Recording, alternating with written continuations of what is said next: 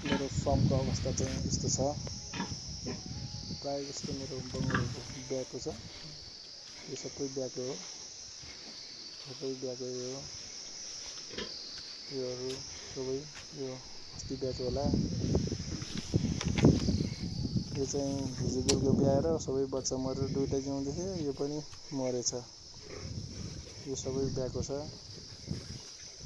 यो चाहिँ अस्तिदेखि बिरामी थियो, उपचार पछि चाहिँ यसले दाना खान थालेछ, ठिक भएछ। यो सबै ब्याउनेवालामा छ, प्रायः जस्तो सबै ब्याउनेवालामा छ सबै। भाइहरू यो अगाडि सफा गर्नु है, धेरै गनाएछ, पानीले सफा गर्नु होला। यस्तो छ मेरो फर्मको हालत, यस्तो छ।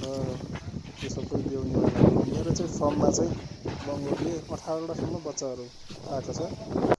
यस्तो छ, हेर्नुहोस् मेरो फर्मको हालत यस्तोहरू छ। मेहनत गऱ्यो भने बङ्गुर व्यवसायबाट मनग्गे आम्दानी गर्न सकिन्छ। बङ्गुरहरू चाहिँ यस्तो प्रकारको छ। भाइहरू यिनीहरूलाई चाहिँ यता एउटै घरमा राख्नुपर्ने भयो है। धेरै दुई ठाउँमा भएछ, धेरै मिक्स भयो। ब्याउनेलाई एकातिर राखेर सबैजना एउटै ठाउँमा राख्नु पऱ्यो, एउटै साइजको। भाइ साथीहरू मेरो 45-50वटा बङ्गुरहरू बिक्रीमा छ, सम्पर्क गर्नु होला। आवश्यक पर्यो भने साथीहरूलाई मिलाएर गर्नेछु, साथीहरू सम्पर्क गर्नु होला।